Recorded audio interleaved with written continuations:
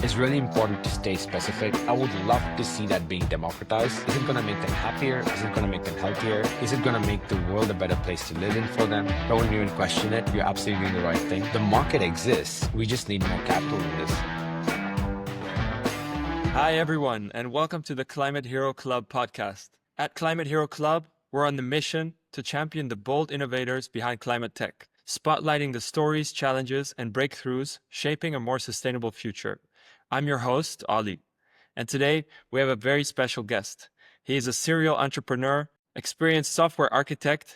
He's the co-founder of SensorFlow, a company saving energy and operational costs. Welcome to the show, Sai. Thanks, Ollie. Thanks for having me. So you've worked across energy management, smart home automation, and now smart buildings. What first sparked your interest in building tech for sustainability? So, I've been working on smart home tech for a while before I started SensorFlow. And one of the things that I learned during that journey was how much time we spend in buildings. I mean, it's quite obvious, but if you think about it, most of our time we spend inside, our homes, offices, or, going to some place, which involves going into a building. And that's where a lot of the emissions are. And one of the things that, I've been personally sort of trying to do is use what I know to help with one of the biggest challenges that we are facing as a human race, which is, climate change and global warming. And so this was literally how I ended up sort of working on this company. I met Max, my co-founder, on this program called Entrepreneur First, and we hit it off straight away. I remember our first conversation was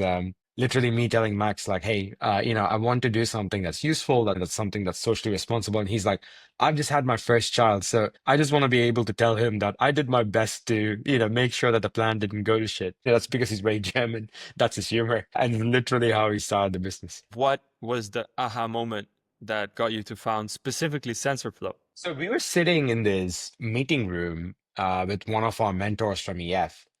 When we said we want to do something in the built environment, we want to really sort of help with, energy efficiency, just overall productivity. But we know the built environment is a huge space. There are tons of different types of buildings, commercial buildings, residential buildings, industrial buildings. And so you have to really pick one of these verticals to truly build a product that will work well for that customer. And having worked in this space before at another startup, I knew the importance of focusing on very specific type of building because you want to make sure that you follow that particular SOPs, the way they operate. All of those nuances really help in terms of understanding the customer and how we can provide value.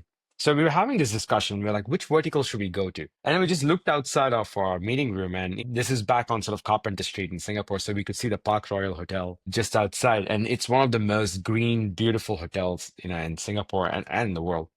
And we were like, we should talk to hotels. And so this was quite literally how we ended up talking to a bunch of hotels. And then we very quickly realized there's a huge potential here for energy savings because guest rooms tend to be unoccupied most of the day. People, leave all sorts of things on in their rooms. I'm sure you and I have done it many, many times. And there's tons of wastage there. And, this is where an IoT product, something that can monitor a space, understand what's going on, add that context, and then create automation, that's going to be massively helpful. And so that was our sort of almost accidental aha moment to say we should talk to hotels. And then it turned out to be a huge market for us. Fantastic. Well, I'm really happy that you picked the right one. So you had some earlier experiences, I understand, working on energy monitoring for homes, malls, factories. How did that help shape the approach you took? It made it very clear to me that building a solution for a broad vertical like commercial buildings will be a terrible idea because you're going to hit the ceiling of what's possible, what's valuable for the customer very, very soon. Because every single type of building, like an office, has very specific nuances and requirements compared to a shopping mall, compared to a hotel, compared to a hospital, to a school. And so you don't want to generalize and build something for commercial buildings. You want to be very specific and say, I want to build something for hotels. I want to build something for offices. Because each of those use cases, they change the way that you automate, what kind of insights you provide, how the tenants behave, how the ownership group behaves, how the person running it, the operational group, the facilities manager, how they behave, their incentives. So it's really important to understand the incentives of every single person in that stack if you want to build a solution that truly scales. And each of these verticals are big markets of their own. So you don't really need to go and try and build something general. just to make it look like you're going after a big market. It's really important to stay specific and go and become the best player in that, and then work on more specific products for other sort of buildings within that sector. And so that's the approach that we've taken from day one, and we've stuck to that in hospitality, and that's helped us a lot in terms of competitive advantage. And zooming into that further, so why is it important for hospitality sector to focus on sustainability? So specifically in that sector. Yeah. So the way hotels work is very different to most buildings because you have this, very dynamic group of people, the guests, who come in and go at different times of the day, depending on what kind of interest they have. They have different preferences. Each room, each guest room can have its own thermostat, its own set point, like the way the guests behave in that room, the number of occupants, the overall occupancy of the hotel also changes depending on seasons. And so when you look at sort of most other buildings in the commercial space, they tend to be quite consistent in terms of how they operate. Like you have a certain amount of traffic, like footfall in a shopping mall, or offices tend to work like weekdays, weekends are off. You have some form of consistency with your occupants. Whereas with hotels, that can change dramatically between one day to the next, one season to the next, and also just within each room. And so you need more data in order to improve the sustainability of a hotel at a much better pace than you can for other buildings. So we, Max and I, we come from an IoT background, and enabling sort of easy data access and collection is the bread and butter of IoT. So for us, this was a very interesting problem to solve because we could apply what we know to a sector that doesn't have a credible solution yet that's going to provide value, especially in the retrofit space. Like you find a lot of new hotel buildings, building solutions in as part of their build stage, but most hotels have already been built and they don't have anything that helps them to go from pretty much zero efforts on sustainability to, being in the sort of top level so that they can go and get all this building standard certifications done. And so this is why it's an important sector that we wanted to focus on. You briefly touched upon IoT there. I understand you also use AI to automate hotel energy management. Could you share a bit more about how your solution works? Yeah, 100%. So what we do is we retrofit a hotel building with a bunch of sensors. So typically we go into a hotel room, we install occupancy sensors, smart thermostats. If you have balcony doors or doors that open up, like sliding doors, we install door sensors too. And then we're monitoring everything that's going on in the room. So we know temperature, we know the humidity, we know when people come in and go. We know if you left doors open. We can, of course, control the thermostat. So we control the temperature set point in the room. And all of that is completely wireless. So what this means is you don't need to run wires through walls to install these sensors. You literally pop them on like you would a painting in a room. Two screws, put it on there, and it's done. And so we install rooms in under 10 minutes. And after that, you have all this data that's being sent wirelessly to our gateways. And we have a localized sort of agent that runs on these gateways. So this is what we're dubbing AI. AI can come in many shapes and forms. There's a much simpler form than what we're used to in terms of where the state of the art is at the moment. But what we do is collect all this information, and then we cross-reference a bunch of other things like, okay, what is the hotel's objective? And we call this the settings configuration, right? So this tells us like how they leverage or prioritize, guest comfort versus energy savings versus what their baseline requirement is. So we capture this through a number of configuration settings. We also know what the outside weather conditions are like. So that also helps us inform like, okay, if we do this, does it still meet the criteria for, guest comfort? And so all of that information then is, being collected on a real-time basis and then acted upon. So what we do when guests leave the room, we can change the temperature based on these settings, based on the preferences, based on the weather conditions. And then that then helps these hotels save energy. We also do some form of optimization when the guests are in the room, but we don't affect guest comfort. This is important because hotels, the guests are God for them and they do not want to ever end up with a guest complaint. And so we respect that. So we've designed the whole system. And again, this comes back to the nuance of hotels, how they behave. So we designed a system where we don't change anything when guests are in the room, except sort of minor adjustments that can help the hotel save energy without compromising guest comfort, like set point limitations, for example, or fan speed, things like that. So that's Also, a high level overview. But what we've been working on now is actually going beyond guest rooms. So we started retrofitting hotels with main meter readers. So we capture data from their main consumption. This is the utility meter that comes into the building. And what we do with that information is also understand, are there parts of the building where your consumption doesn't look right? It doesn't correlate with weather conditions. It doesn't correlate with occupancy. Something is wrong. So we help identify these opportunities for hotels to go investigate. And because we're an IoT company, we have these sub meters that can, be retrofitted onto any part of your hotel, and you can then understand what's going on in those parts of your building. And, is there anything that looks out of shape, or you're expecting consumption to be a certain amount and it's not matching? There's consumption outside of what you would consider being normal. All of those anomalies are now being captured as well, which can help these hotels to go and improve their overall productivity and their sort of energy efficiency. So that's where it's going next. Very clear. You definitely brought up a bunch of questions in my mind. You mentioned that the market is big enough just focusing on hospitality. So how do you view that? So how big is that market? I mean, it's in the double-digit billions, and it's a fast-growing market. So, what we've seen is the more hotels being built now.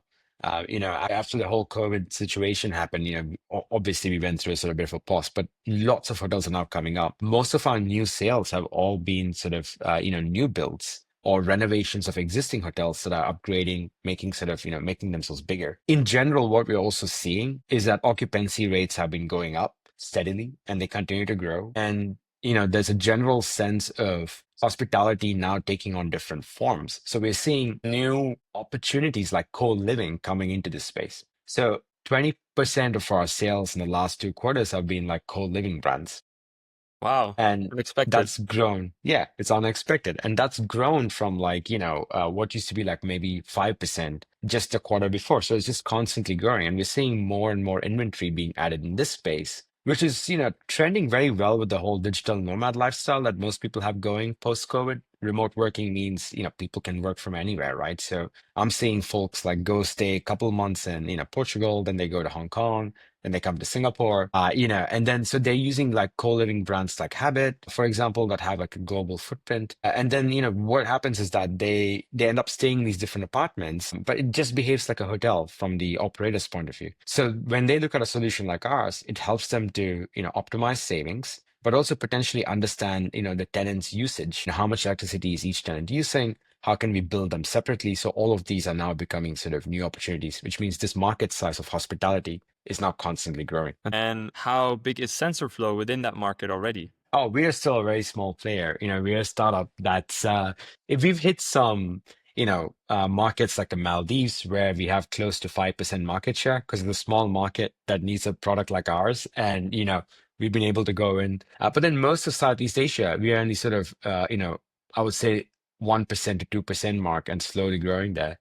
Our goal is to get to ideally, optimistically, 10% sort of global market share by 2030. So that's what we are going after. Again, that would still be a fraction of that market. This is a highly sort of competitive a market where we found ourselves with very strong moats, especially in the retrofit space. So I think you're being quite humble here. I mean, from my understanding, you're already in many, many hotels. And I do think it's important for the listeners to know that, we have someone on the show here who has already done a lot of deployment and is not just getting started, but is actually, growing quite rapidly. So that's awesome. What can you say about the amount of savings that can be achieved, both from a, let's say, maybe percentage perspective and also from a dollar amount? So, we've been deployed across 20,000, 30, almost sort of 30,000 hotel rooms by, I would say, Q3 this year. And what we've seen so far, yeah, that's about like 100 something hotels that we'd have deployed in already by, yeah, September. Yeah. So what we've seen is consistently 20 to 30% reduction on the HVAC consumption, which can be anywhere between 5 to 15% of your total building energy consumption. Depends on the size of your building, your guest room mix, how much common areas you have, how much guest rooms you have. And then that translates, again, depends on the region. But on a dollar basis, you're looking at, 15 to 20 US dollars per room in savings per month. That's sort of what we see on the high end basis. Depending on number of rooms, you multiply that on. So you're looking at $3,000, $4,000 in savings for like, 200-room hotel, which would be like your typical sort of hotel. And then if you look at that from a operating margin point of view, hotels have very low net margins, typically 8 to 10%. So you sort of, creating a huge savings on their second biggest expense, which is utilities, means that that profit margin can be improved, from, let's say you had 8%, you can probably go to like 8.5, even 9%, depending on the type of revenue model that you use with SensorFlow and how much you're able to capex that with your owners. So that's a very powerful increment for an operator. So I think the savings are super clear. How do you ensure that your solution stays affordable, is easy to deploy, so that they can really maximize on that saving? Yeah. So, one of the core tenets of why we founded this business was to make it really, really simple and easy for any building to use our solution. And when we look at this space, the number of things that prevent that from happening. One is ease of installation. So we built a solution to be completely retrofit. So, taking 10 minutes to install is not just a time thing, but it's also a cost thing. You don't want to spend too much manpower installing the solution, right? So a 10-minute install means that our team can hire contractors to do it for you at a very affordable rate, or you are able to sort of do it yourself as a hotel. And when we do it, we just build it into the cost of the project, right? So number two is making it really affordable in terms of cost. So we've done a lot of vertical integration between the hardware, the software, all the different sort of installation supply chain that we need to need to sort of have to enable this product. And so what that means is, if you're installing our solution, we offer what's called a zero upfront cost model. Effectively, you don't need to pay anything as a hotel, anything upfront. You pay zero upfront. And then we come in, we finance the whole project. And so we have our hardware that we ship over to you. We have contractors in your region that come in and do the installation. We have our customer success team that, configures it perfectly for your building. And then we start saving you energy. And then what we then do is take a percentage of that savings as our revenue. And then that sort of works against the project cost and then pays off. Typically, if you're a hotel that's 200 rooms, doing pretty well, like 65, 70% occupancy, you're going to pay off that project cost in no time, 2 years, 3 years time, right? And so that's the power of, sort of having this tight vertical integration, ease of install, and this kind of financing model that then allows hotels to say, right, I would like to be sustainable. I'll get the solution installed. I don't need to fork out anything up front. I'm hitting my targets. I'm saving energy. And I've done it all sort of in the most non-disruptive way possible. Sounds like a no-brainer for hotel owners. So I hope a lot of them are going to listen to this. What has been an unexpected learning of working with hotels in this field? I think the single most interesting experience would be how hotels tend to overweight on guest complaints. So what I mean by that is if they have one guest complain about something, they'll just change their entire sort of process or configuration to just get rid of that one complaint. And there tends to be this sort of vocal minority pushing the majority. And it's when you look at it from a hotel's point of view, like we sat down with our customers and we really tried to understand like why they do it this way. And the big issue is that most products out there, most products that they use, tends to be a one size fits all solution. So you either have one setting for the entire hotel or none. And so that's a problem, right? Because not every guest is the same. So when we designed the system, we made sure that you can literally adhere to a particular guest. Let's say this particular guest says that I want my room super cold. I'm just used to that. I don't want to sort of, have this kind of energy saving solution because I don't care about the environment for whatever reason. You can just change the settings on their room and address their complaint, make them happy, turn it around. And the rest of the guests who are trying to do the right thing, who are fitting in with your brand's ethos, who fit in with sort of energy savings as a mandate, they are completely fine. You don't need to change the entire hotel setting. And, we were quite surprised by that because we always thought of that as a de facto way of thinking. But because hotels come from a era where like they're just used to, binary operations, either we do this for the entire place or not, they tend to think this way. And so we had to sort of work with hotels to, provide a product that allows them to customize it on a guest basis where necessary, and then have the most sensible set of defaults that then allow them to maximize their savings and sustainability. In the bigger picture of decarbonization for cities, especially, what role do you see smart building technologies like SensorFlow playing? The way we see our tech is we're building the AI engine for how to operate a hotel building today, but any building in general tomorrow. And we've always taken an approach where every building has its own set of nuances, requirements, configuration. And, we want to sort of predict what the next set of things the building is going to go through and then operate the mechanical infrastructure and inform the people within the building on how they should be moving or where they should be going or what they should be doing next in order to maximize their productivity. We work with the mechanical infra like FCUs, AHUs, air conditioning. And then in the future, we want to work with sort of, batteries, solar, chiller systems to then automate those to look at, okay, what's going to happen next? How do I position myself to be most efficient for that? So that then improves energy efficiency, sustainability.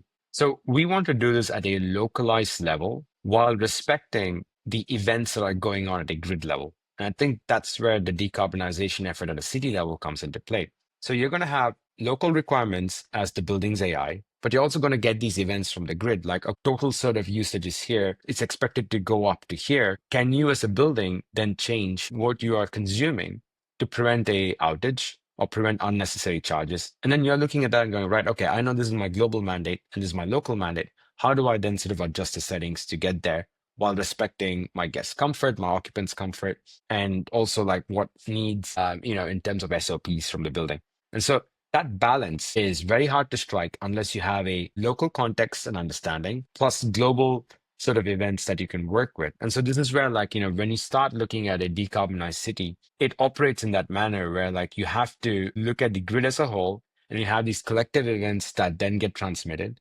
But then you also respect what's necessary on a local basis and, what charges you're willing to rack up in order to, what's the sort of levers and incentives you're willing to work against to enable that. So that's where I think a smart building company like us play a huge role because we have that real-time data, we have an understanding of the incentives and the levers, and then we are able to react to those events in the best way possible. And vice versa. The city is able to get the data that's necessary to also then make changes on their part in order to make the city more decarbonized. So I think it's a two-way communication, agentic way of operating in the future. It's a beautiful vision, and I really hope that it happens quickly. Looking at the other side, so what are some of the biggest bottlenecks slowing that progress down for, the adoption of sustainable technologies in real estate and hospitality? Yeah. So I think the couple of things. Number one is if you look at this region, especially in Southeast Asia, the lack of capital for, these kind of projects is still a little bit astounding for me. Like, a lot of these projects are heavily financeable and financiers can make great returns on these, but few people truly understand it. You don't have many sort of folks in this region. AQUILA obviously understands it. We work with you guys. We also have other partners in the region who are financing our contracts. And I think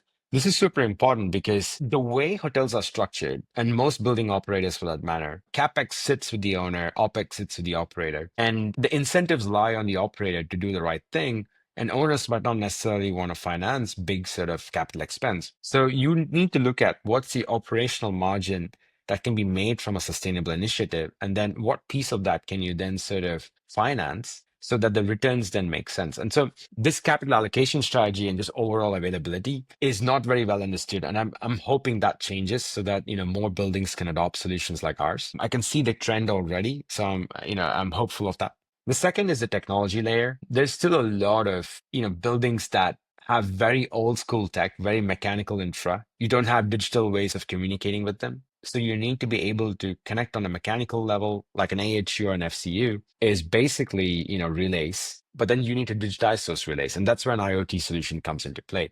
Now, I've seen a lot of solutions that work at the build stage, like wired solutions. But again, retrofit solutions that truly work for different types of buildings, I think that space still has a lot of sort of room to grow. And I'm hoping there's a lot more startups that start in this space because it's not the most sexiest thing in the world to build. Most people want to build technologies that are purely digital, that don't involve any hardware because hardware is messy. It can get really hard. And that means like, this comes to my third point, which is you need risk capital that's willing to put money into hardware startups. Most players in this region, they don't want to do hardware companies because it is hard, yes, but also the returns are amazing. Some of the biggest companies in the world, Apple is a hardware company. And so like, you have big players like Honeywell, which are those pure hardware businesses. So hardware has a lot of value. It just takes a lot longer to realize. And, when you look at sort of capital in this region, there are very few sort of investors who are willing to take that risk, who understand the long-term value capture and the moat that a hardware business can provide. And so we are very fortunate, of course, to have some of the best VCs in this region work with us,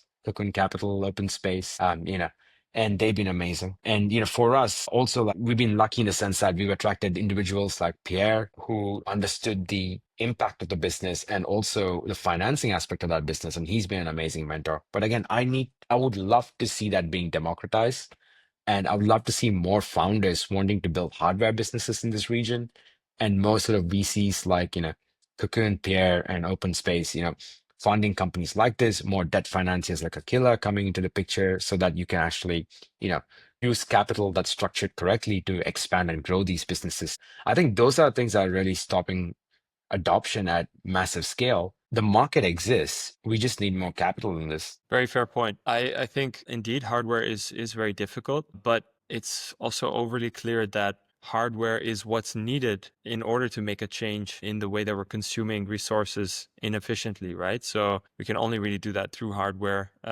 So a bit more going towards the personal level. As an inventor, how do you decide what's worth building? I mean, I've always operated by this ethos. I think I've had it since I was 10. I don't think it's changed very much, but I want to build things that change the way people live for the better, which is a very broad sort of, mandate for myself, but it helps me focus on the right things. There are certain things that you'd never see me build, like a marketplace app for, let's say selling secondhand goods. I think that's a fantastic product and effort, but it's just pushing consumerism further, which I'm not a big fan of. I'm a minimalist, as you can tell by my background. It's not much going on there. So for me, when I look at what's worth building, I ask myself a couple of questions. One, is it helping? Is it helping people in a meaningful way? Is it going to make them happier? Is it going to make them healthier? Is it going to make the world a better place to live in for them? Then it sparks my interest straight away. The second, that starts from the emotional aspect. And the second thing my brain goes to is like, okay, right, what's the ROI and ROIC? Like, what do I need to get started on this business? What's the sort of initial capital outlay? Is it heavy? Can I get to a prototype quickly? Can I prove value very quickly? What does cash flow look like? What do margins look like? Not because those numbers are purely financial, because it tells you a bigger picture, which is, what is the total value that I'm providing, and how quickly can I capture that value? How much of the value can I capture? So that's essentially what these numbers mean. What gross margin, ROI, and ROIC means is just those three things. So it's just a very numerical way to look at what problem is worth solving. What I really like about your perspective on things is that you look at it from so many angles. So you look at it from the technical angle, the commercial angle, and also the value towards society. So it's very inspiring. Okay. I think the last thing that I would add that is, there needs to be some form of technological challenge that's also inspiring, which just comes from my inner engineer. Like, I do like working on problems that are simple, but I find that when the tech enables a new experience, you create something that is far more defensible. That's something that SensorFlow, like one of the key innovations that we've done is on our network layer. Our IoT network is proprietary, and we built it on top of open source tech, but we made it in a way where it makes it super easy to configure and install buildings. And that part also is important in a way for my inner engineer, but more so the product experience that we can deliver to our customers. Very clear. If you could go back and give yourself one piece of advice when starting SensorFlow, what would it be? I think, I started this business when I was 26, and I've had a lot of growth on sort of realism and emotional maturity since then. So part of what I would say to my younger self is like, some things might take longer than you think, and some things might be completely unexpected. Some things might come out of nowhere. What's really important is when something feels hard for you, or like, and you're pushing through it with resilience, because that's your default state. Like, don't be afraid to, don't be afraid to go through that pain, because sometimes those longer things are actually the ones that become incredible moats and value that the business can carry on forever. It just doesn't look that obvious, even though you believe in it. And so, like, this is obviously going to a very specific experience that I went through with COVID. So we were growing really quickly before COVID, and then COVID then just basically took a bat to the whole industry of hospitality. And, there were times when I was like, wow, like, what's the opportunity cost of continuing to be in this? Because I thought code was going to be a 6-month thing. I think most people did. Then it became a 1-year thing. Then it became a 2-year thing. And then the industry took another 2 years to fully recover from it.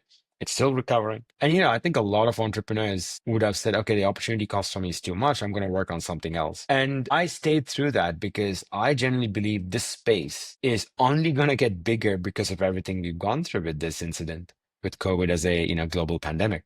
And so, there were times when I felt like, wow, like, am I doing the right thing? And so, what I would go back and say to my younger self is that when you go through that moment, don't even question it. You're absolutely doing the right thing. Because when you come at the end of it, you're going to have a business that has far better moats, far better sort of understanding of this industry than any other competitor, and is going to be in a position to grow rapidly because of that sort of experience of going through it and surviving it. So, that's a long answer, but it's very specific to my personal experience. Beautiful. Thank you for sharing the anecdote as well. What excites you the most about the next 5 years in climate tech? I'm seeing more and more founders tackle this space. I was talking to somebody a couple of weeks ago who was looking at demand forecasting events on the grid and then how to leverage battery technology to, make sure the building doesn't hit peak kilowatt charges. And I was like, okay, wow, I'm happy that I'm hearing this because that's a great idea. And I bet you a couple of years ago, this person would not have worked on that. In fact, he's a serial entrepreneur. Like he's already sold a business before, and that was a pure software play. So he's going into hardware right now,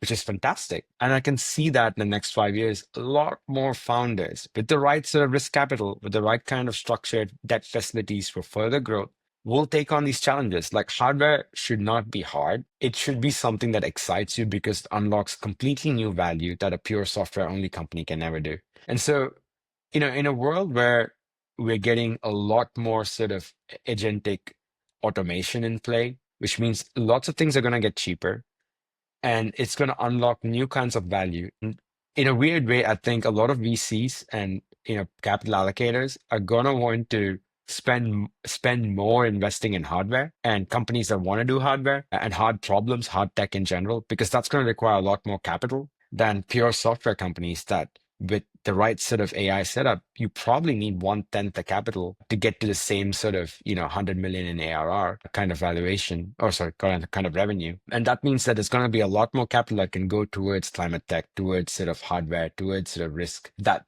people wouldn't have taken otherwise. Because now, it's going to be the best founders working on these hardest problems. And so that's what excites me about the next 5 years. Awesome. Yeah, it excites me a lot too. So what is the impact that you want to create on the world? So, when I started this business, the mission of the company is to make every building more productive, energy efficient, and sustainable. So, for me, that's a timeless mission and it's never going to stop. And so, my impact, I'm hoping, is I'm helping at least a good chunk of these buildings to decarbonize, be the most productive, and most energy efficient in their own nuanced operation. And so today we are doing hotels, hospitality, co-living, service apartments, all of that. And tomorrow, we want to start expanding to other types of buildings, hospitals, self-service, storage. And then as we sort of, go into a multi-planetary sort of species, like there's a lot more buildings that are going to be built that I think the company hopefully survives beyond me and can sort of, go on carrying that mission. So I think the concept of a building is never going to change. We like to gather as a humans in built spaces. We went from being nomadic to agricultural to now sort of, living our lives in different types of buildings. That's never going to change. And I think that should become a living organism that is operating at the most efficient way possible. And so that's the impact that I want to have. Where can we learn more about SensorFlow and where can people follow your work? So you can go to our website, sensorflow.com. You can also follow us on LinkedIn. We are SensorFlow on LinkedIn. You'll find tons of posts from our marketing team, a very, very amazing marketing team. And so, yeah, these are the two sort of areas where you can find us. You can also follow us on Facebook if you're still using Facebook for corporate stuff. But yeah, mostly LinkedIn, our website. I think that's where it's best. Very clear. Well, I want to thank you, Sai, for joining today and having this fantastic conversation. It's always really a pleasure and honor speaking with you. And I hope we can have more of these in the future. Sounds good, Ollie. Thanks so much for having me.